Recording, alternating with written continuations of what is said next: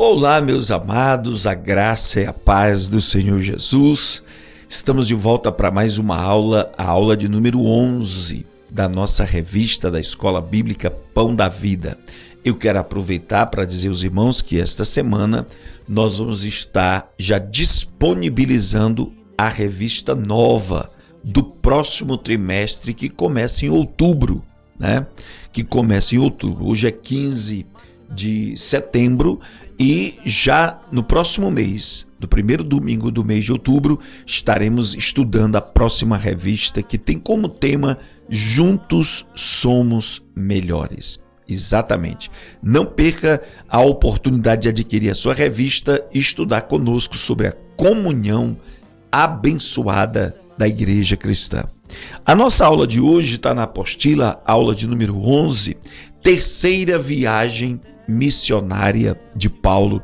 Ele chega até Éfeso, Ele chega até Éfeso. Olha, a igreja de Éfeso era uma igreja extremamente importante no reino de Deus, Extremamente importante. E essa igreja se tornou realmente uma referência muito grande para a igreja. Deixa eu corrigir uma coisa aqui. Você vai trocar essa palavra terceira, por segunda, Não é terceira, é a segunda viagem, a continuidade da segunda viagem de Paulo, Ele começa a segunda viagem, passa por Corinto e chega agora a Éfeso, O nosso textuário está aí, Atos 19:11. E Deus, pelas mãos de Paulo, fazia maravilhas extraordinárias. Esse aqui é a essência, é o teor do ministério de Paulo na igreja de Éfeso, ou na cidade de Éfeso. O evangelho com a verdade prática, o evangelho com a manifestação do poder de Deus é necessário em regiões de misticismo e idolatria. Ou seja, milagres, poder de Deus é importante em todos os lugares. Mas numa cidade, num lugar onde há misticismo e idolatria, a manifestação do poder é essencial, é fundamental, é prioritária para quebrar o poder das trevas. E foi o que aconteceu na cidade de Éfeso. Está aí as leituras diárias. E nós vamos, amados, nós vamos estudar aqui a leitura bíblica e classe está em Atos 19, do 1 ao 7, quando Paulo chega em Éfeso, encontra 12 discípulos de João, que são cristãos, mas que não conhecem ainda o batismo com o Espírito Santo. E Paulo se inteira e eles orienta eles, e eles recebem o batismo com o Espírito Santo. Vamos à nossa introdução. Certamente a mais importante igreja da Ásia Menor, Éfeso. Ela teve uma história de fundação marcada por um ministério de milagres e ensino do ministério de Paulo. Tá aí. É muito importante que você saiba e aprenda isso. Éfeso foi a mais importante igreja fundada por Paulo em toda a Ásia. Em toda a Ásia. Ela teve essa fundação marcada por um ministério de milagres e muito ensino da parte de Paulo. Tudo começa aqui com os 12 discípulos de João. Atos 19, 1 a 7. Paulo encontrou 12 discípulos de João Batista que desconheciam o evangelho e suas implicações. O pacote total do evangelho eles não conheciam. Ao ensiná-los, eles recebem de todo o coração esse discipulado de aprofundamento. Já existia desde Jesus, quando recebia discípulos de João Batista, Esse discipulado de aprofundamento já existia desde Jesus, quando recebia os discípulos de João Batista. Ou seja, cada vez que um discípulo vinha de João Batista, ele vinha com um evangelho limitado. Vinha com um evangelho com pretensões e presunções judaicas. E quando chegava a comunidade cristã, eles precisavam ser rediscipulados, ser reinteirados exatamente sobre a plenitude do Evangelho. E aí, meus amados, olha, eles recebem de todo o coração o ensino de Paulo e são batizados com o Espírito Santo, né? São batizados com o Espírito Santo. O batismo nas águas e com o Espírito Santo. Os 12 discípulos foram batizados nas águas segundo o mandamento de Jesus. Segundo o mandamento de Jesus. E também foram batizados no Espírito Santo com a evidência de falar em línguas e profetizar. Há uma coisa interessante dizer aqui. Pastor, é preciso batizar de novo quem vem de outra igreja? Não necessariamente, não obrigatoriamente. Mas veja bem, o que acontece aqui? Por que os discípulos batizavam de novo aqueles que já vinham de João Batista? Por quê? Porque eles não tinham conhecimento suficiente da obra de Cristo para começar o cristianismo. Então, eles eram batizados de novo a partir do inteiramento, do esclarecimento deles acerca do Evangelho. Eles não tinham uma experiência com o batismo cristão. O que era o batismo, para que servia, o discernimento, a importância, o conhecimento, as crenças, as convicções que envolvem o batismo cristão. Então eles eram inteirados, eles eram discipulados e novamente batizados, já agora no batismo cristão. Nos nossos dias seria mais ou menos como uma pessoa que foi batizada, mas ela não tinha nem conhecimento do que era isso. Ela não sabia o que era batismo, ela não sabia qual o significado, a importância, o compromisso, a aliança. Infelizmente existe muita gente hoje sendo batizada nas águas por igrejas e nem sabe por que ela está ali dentro daquela piscina, se molhando toda, né? Qual o significado daquilo, tá certo? Há uma outra situação também que as pessoas devem ser batizadas novamente, quando elas são batizadas em igrejas não cristãs, igrejas que não pregam o evangelho, igrejas que não comungam com a doutrina da palavra de Deus. Foi batizada lá numa seita falsa, foi batizada lá num terreiro, vai ter que ser batizado novamente na igreja. Nós não reconhecemos este primeiro batismo.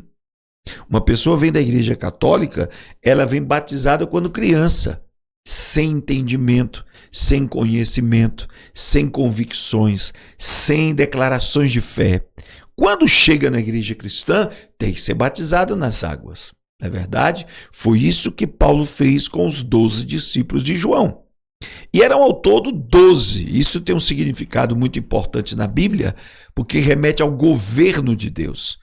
Nós imaginamos que este número queira apontar esses 12 homens como principais cooperadores da evangelização de Éfeso. Foi como se fosse o governo que Deus estava estabelecendo para apoiar Paulo na pregação do evangelho. Agora veja só, a escola de Tirano.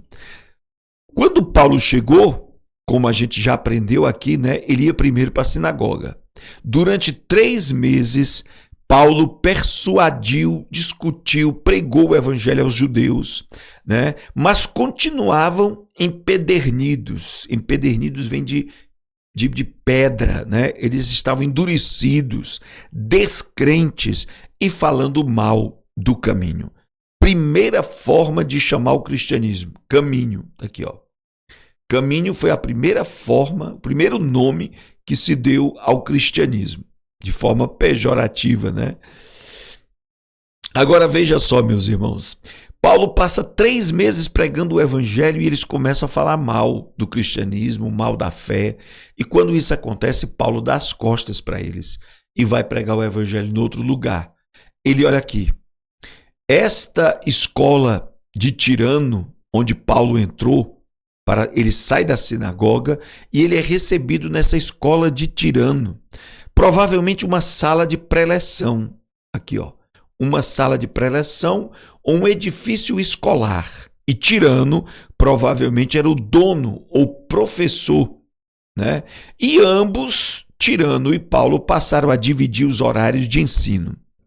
Talvez era uma escola, um auditório onde se palestrava sobre filosofia, exatamente sobre filosofia.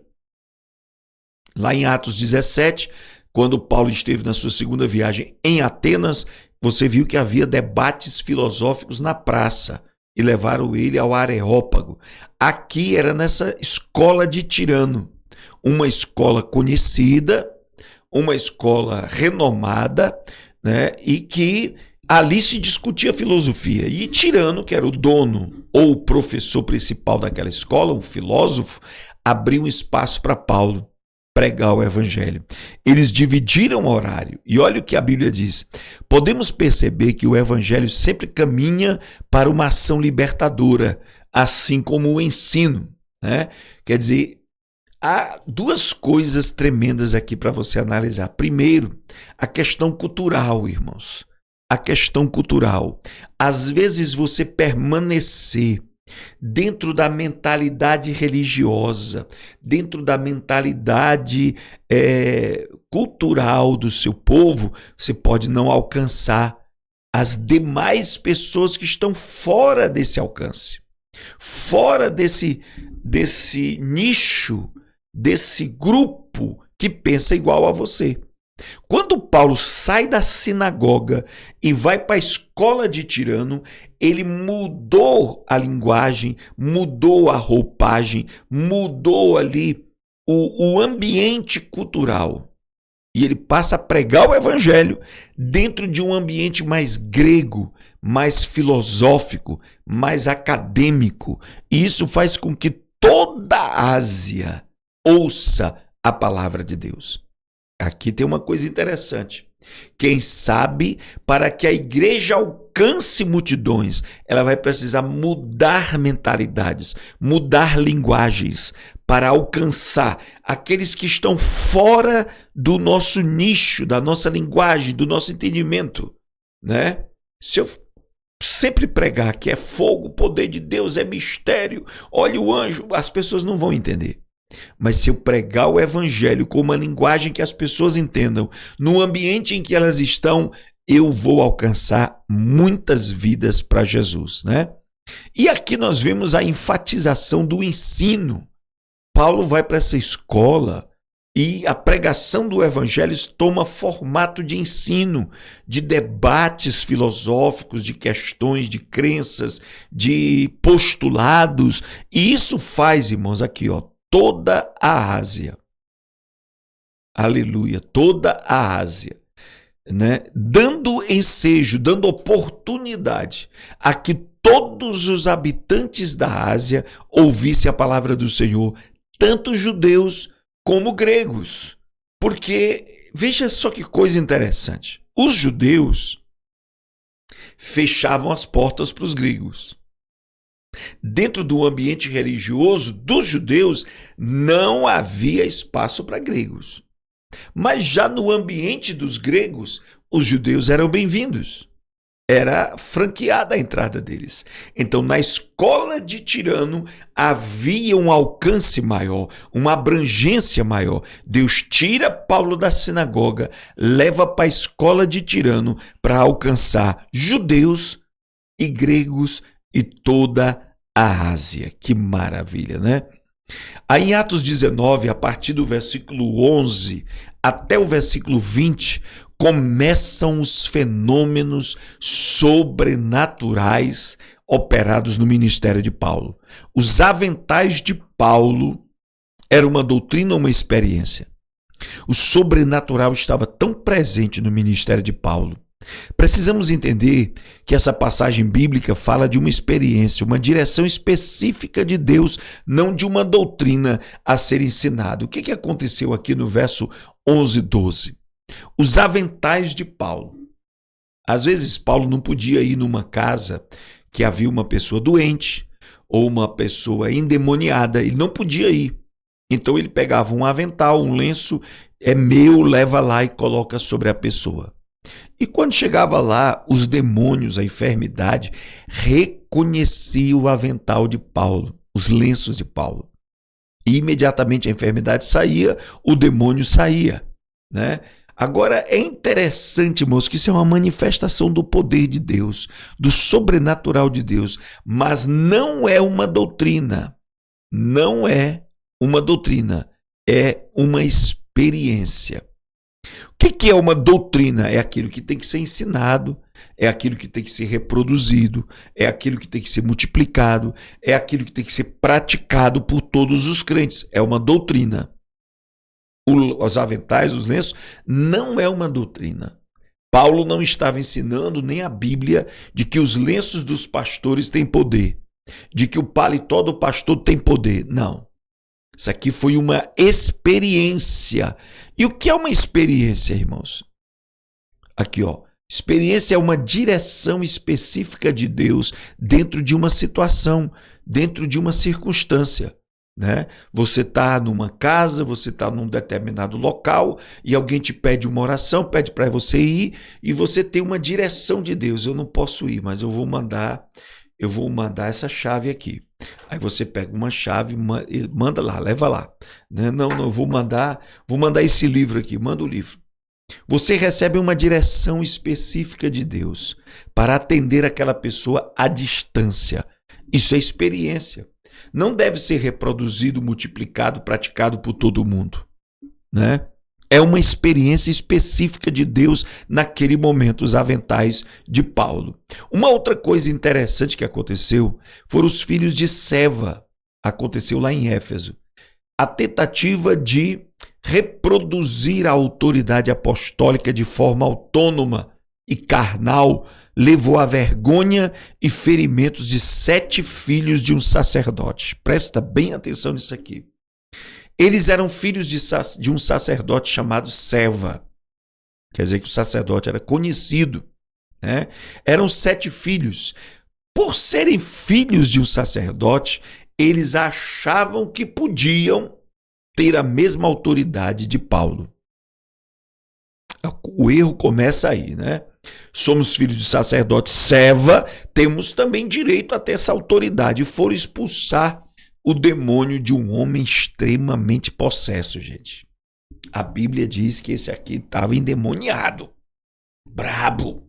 E eles chegaram lá e o que eles falaram, lá em Atos 19, 13 a 17, o que eles falaram revela a inconsistência, a fraqueza da experiência, da autoridade e da espiritualidade deles. Sabe o que eles disseram? Eles disseram: nós te expulsamos em nome de Jesus, a quem Paulo prega. Jesus não era íntimo deles. Jesus não era, eles não tinham um relacionamento com Jesus que lhes desse autoridade. Então não adianta você ser filho de pastor, ser filho de sacerdote, conhecer a nomenclatura, a linguística, conhecer a metodologia, chega lá em nome de Jesus, a quem Paulo prega. Não, eu tenho que pregar também, eu tenho que conhecer também, eu tenho que viver Cristo na minha vida para que eu tenha a mesma autoridade. Eles não tinham. O que foi que aconteceu? A Bíblia diz que eles fugiram quase nus e o endemoniado, com muito custo, os largou. Rasgou a roupa, agrediu os 7 filhos de Seva. 7 filhos de Seva. Quer dizer, na época de Paulo, na época da pregação do evangelho, da expansão da igreja, na igreja primitiva, havia muita gente que queria reproduzir os milagres de Jesus, reproduzir os milagres apostólicos, se tornarem autoridades espirituais. Lembra que em Atos 8 nós estudamos aqui de Simão o Mágico? Agora vem os filhos de Seva, né? E o poder de Deus manifestado em Paulo desmascarava todos esses movimentos falsos que havia naquele período. Agora veja só aqui, o grande saque ao reino das trevas. Nos versículos 18 a 20 de Atos 19, o ministério de Paulo em Éfeso causou um grande e irreversível prejuízo às artes mágicas e idolatria daquela cidade. Amados, aqui está um ponto de tensão. Aqui está um ponto nervoso que dá choque. O quê? Pregar o evangelho vai mudar as circunstâncias, vai mudar as situações, vai quebrar os poderes das trevas, dos misticismos, das entidades, dos demônios. E vai também quebrar o poder da idolatria, da religiosidade idólatra. E o que acontece? Vai provocar perseguição. Mas eu quero que você veja aqui, meus amados e queridos irmãos, olha, deixa eu colocar aqui, pronto. Esse versos 18 a 20 mostra primeiro que as pessoas que usavam livros de feitiçaria, objetos de sincretismo, que usavam objetos mágicos, objetos místicos, incensos, patuás, imagens de escultura, trouxeram livros de feitiçaria, de bruxaria, de satanismo e queimaram em praça pública. Olha que avivamento, olha que poder de Deus. As próprias pessoas se convertiam e traziam objetos, traziam livros, traziam roupas, traziam as oferendas malignas e queimaram em praça pública. E foi uma monta milionária aqueles objetos. E mais do que isso, eles começaram a deixar de comprar novas idolatrias. Começaram a deixar de ir no supermercado para comprar uma imagenzinha de Diana, comprar lá um ramozinho de Diana, uma roupagem, um véu de Diana. A Diana era a deusa dos Efésios. E o povo começou a deixar de comprar idolatria. O que acontece? O comércio da idolatria teve um prejuízo absurdo. Veja aqui o grande protesto dos ourives, no verso 23 a 41. A convocação de Demétrio. Demétrio era o principal ourives da religião e devoção a Diana dos Efésios. Veja só, ele era o principal fabricante das imagens de esculturas dos objetos sagrados do culto a Diana. E ele convoca todos os ourives para se levantar contra Paulo, pois o evangelho está dando prejuízo à idolatria. Você pode dar um glória a Deus por isso? Pregar o evangelho com poder, com autoridade, com amor, com unção, irmãos amados, vai causar prejuízo ao reino das trevas, vai causar prejuízo às falsas religiões. E Demétrio convocou e se reuniu, irmãos. Se reuniram os ourives de toda a cidade, os fabricantes de imagens de escultura, e foram para cima de Paulo. 28 a 34 do capítulo 19.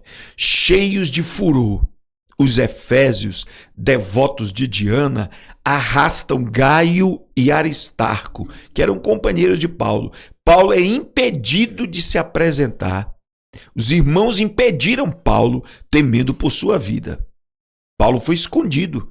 Os irmãos esconderam Paulo, não deixaram, porque se a fúria deles pegou Gaio e Aristarco, imagine se pegasse Paulo, né? A multidão gritou, irmãos, gritou pelo espaço de 2 horas.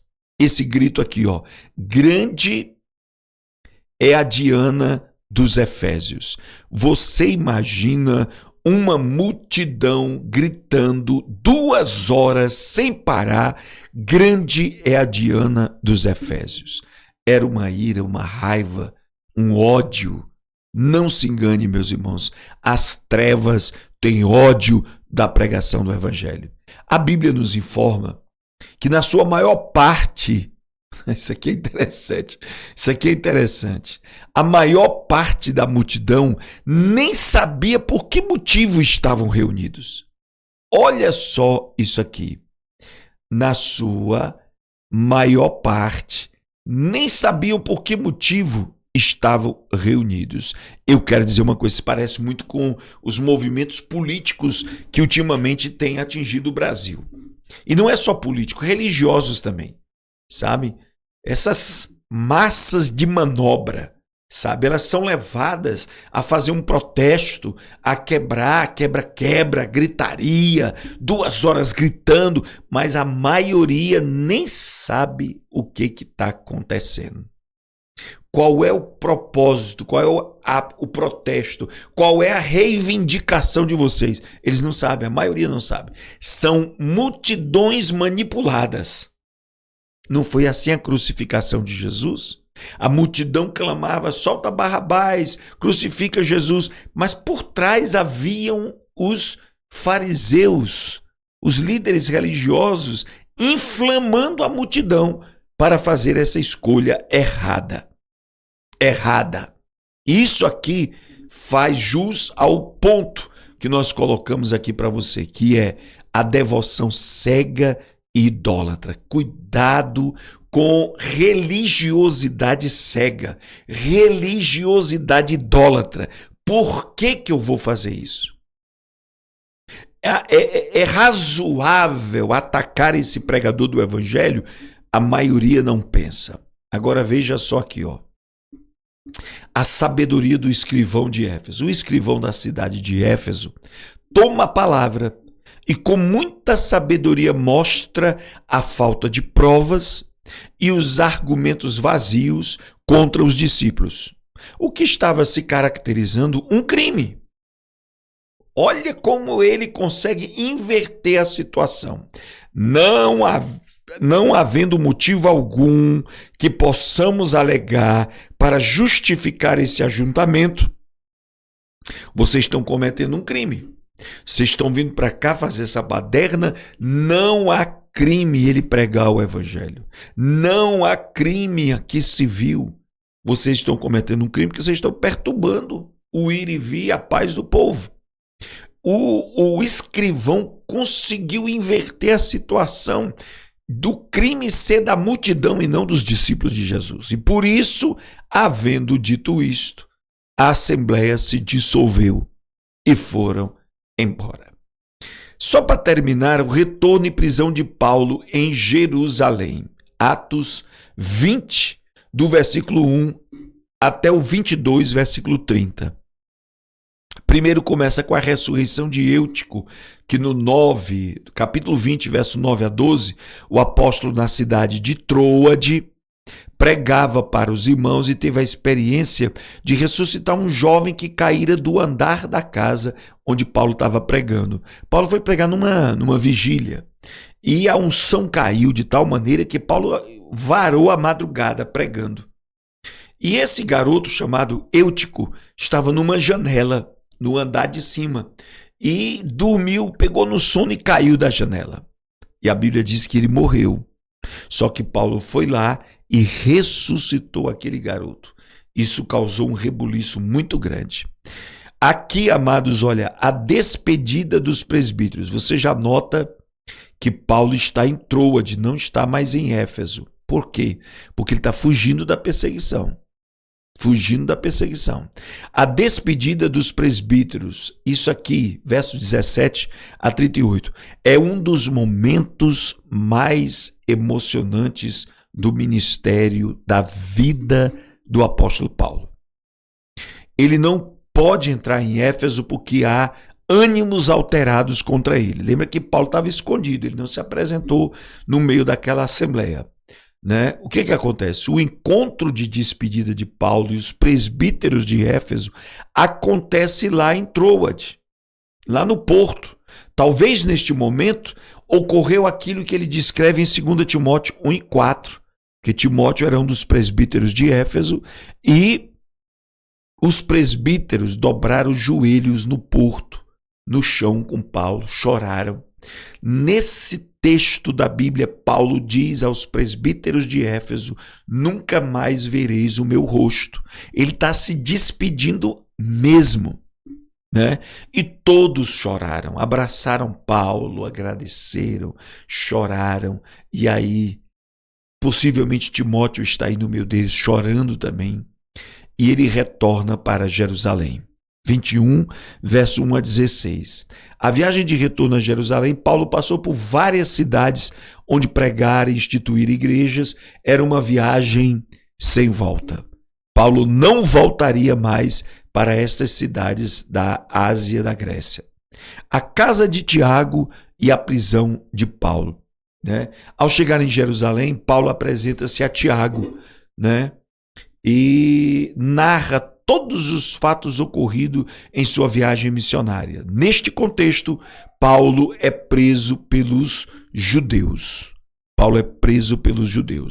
A gente vai ver o desenrolar dessa prisão, mas é interessante ver que Paulo volta de Éfeso e vai a Tiago para dar satisfações da sua viagem, narrar as perseguições, contar como é que estão as situações nas cidades, a resistência.